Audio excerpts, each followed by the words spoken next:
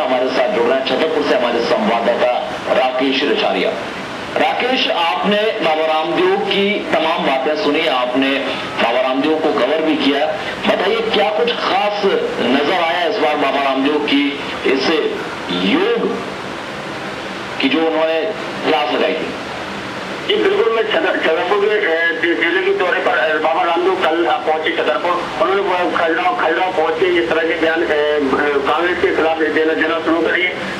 उन्होंने साफ तौर पर भाजपा को इशारा करते हुए उन्होंने कांग्रेस पार्टी के ऊपर कहा कि कांग्रेस पार्टी में हमेशा बड़े बड़े घोटाले हुए हैं, और सीधा उन्होंने इस हिसाब से सोनिया गांधी के ऊपर पूरा इशारा करते हुए बताया कि जब तक कांग्रेस में इस तरह की व्यवस्था चली आ रही है, पूरी कांग्रेस एक महिला चला रही है, जब तक इन घोटालों से बाहर नहीं आ सकता।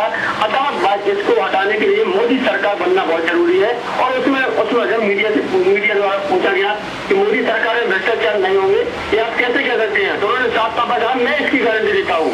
इससे कहीं ना कहीं पिछले रूप से भाजपा के लिए वो प्रचार करते आया है और चीजों उन्होंने कांग्रेस पर बांट दिया है। जी, वही चुनाव के सख्त दिशा निर्देश का बयान जारी नहीं कहा है कि जो सरकार है वो भ्रष्टाचार है। उन्होंने मीडिया के सामने पक्ष रखा है, मीडिया के सामने पक्ष रखने के लिए हर व्यक्ति स्वतंत्र है।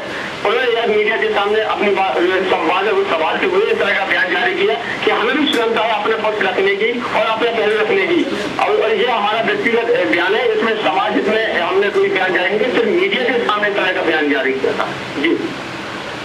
जी राकेश, आप हमारे साथ बने रहिए। इस समय हमारे साथ जुड़ रहे हैं राजा पटेरिया, जो कि कांग्रेस के पूर्व मंत्री रह चुके हैं। राजा पटेरिया जी, बहुत स्वागत है आपका एसएमबीसी इनसाइट पर। राजा पटेरिया जी, हम आपको बता दें कि छतरपुर में बाबा रामदेव पहुंचे थे और उन्होंने कांग्रेस पार्टी पर जमकर निशाना साधा और आने वाले चुनाव को न चुनाव होने नहीं माना है, देवासुर संग्राम माना है। जी, तो आप अंदाजा लगा सकते हैं कि देव और असुर में देव कौन होंगे और असुर कौन होंगे बाबा रामदेव के हिसाब से?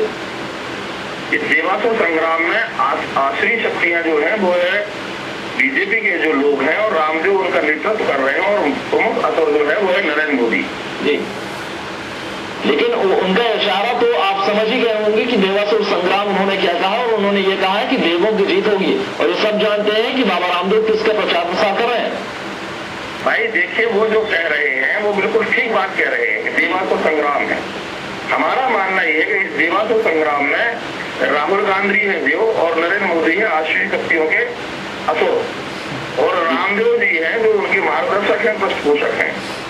लेकिन उन्होंने एक और बड़ी गंभीर बात कही है, इशारों उन्होंने कहा है कि अब उन्हें ताड़का और पूतना का वध करना होगा। अब इनका ताड़का और पूतना का अंत होगा ही, निश्चित है ये।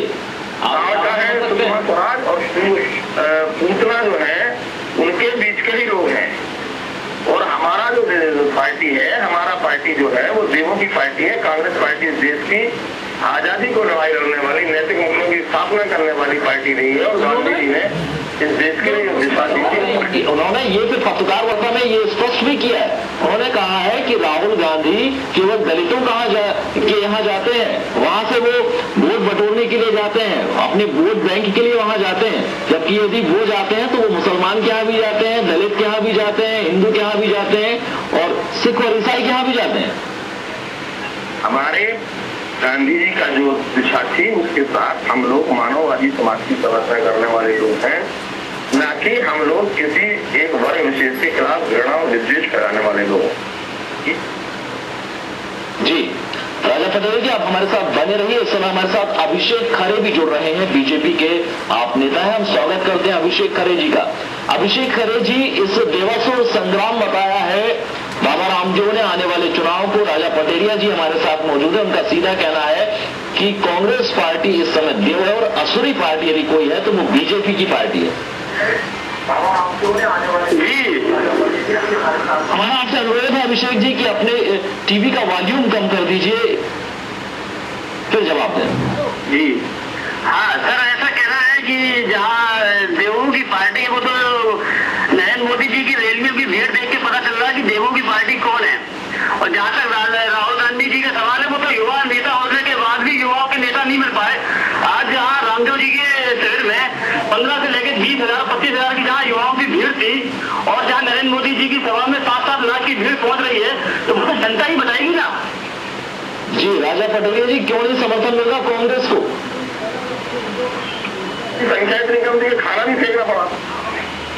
जी राजा जी, जहाँ पर ये लाखों की संख्या बता रहे हैं, वहाँ 2 लाख आदमियों का खाना जहाँ फेंका हो, जी इससे अंदाजा लगा सकते हैं कि इन्होंने जो आंकलन किया था उससे आधी भी जुड़ नहीं आई और खाना फेंका। और जहाँ ये कह रहे हैं 5 रुपया टिकट लेकर के लोगों को जोड़ रहे हैं, उन आखिरी शक्तियों को देखने के लिए लोग ही नहीं आए।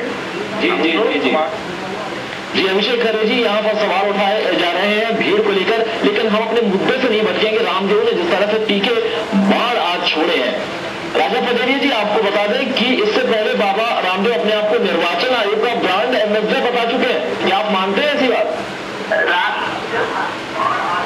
हेलो जी जी जी राजा पटेरिया जी, बाबा रामदेव अपने आप को चुनाव आयोग का ब्रांड एम्बेसडर बताते हैं।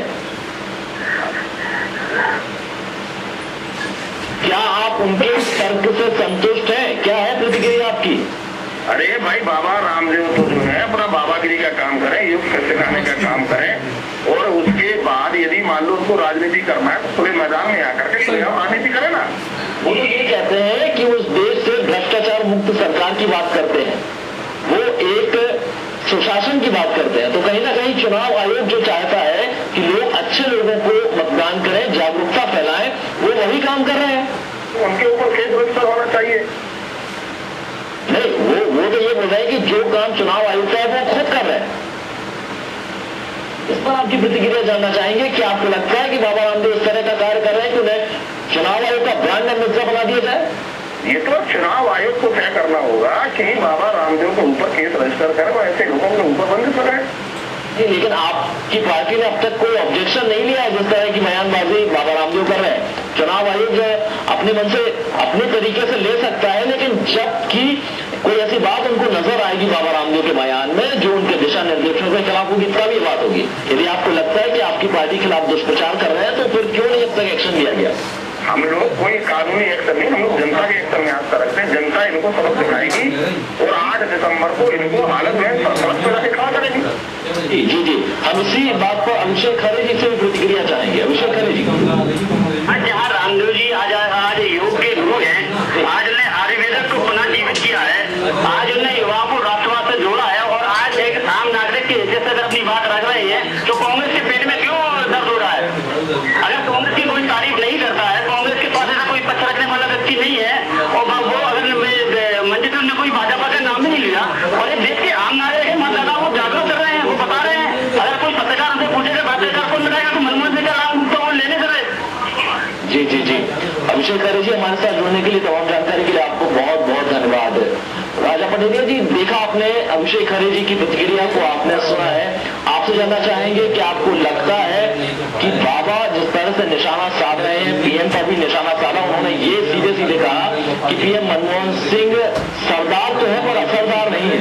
ऐसे विचार की पार्टी है, त्याग और तपस्या की पार्टी है। गांधी का जिसके साथ इसकी फांसी जुड़ी हुई है, ऐसे लोगों को कहने से थोड़ी गुजरने को बताई है। तो बाबा बैरागी मुल्ला मोनी थोड़ी देश को चलाएंगे, देश से कॉन्स्टिट्यूशन चलाएगा, सांप्रदायिक सद्भाव का राजनीति चलाएगा। देश में जितना खतरनाक है उतना ही सिनी और मुस्लिम भी खतरनाक है। हम लोग लोग वो देश को चलाएंगे। जी जी जी, आपने सिमी की तुलना की है यहाँ पर आरएसएस से, इसके पीछे आधार क्या है? राजा पटेरिया जी के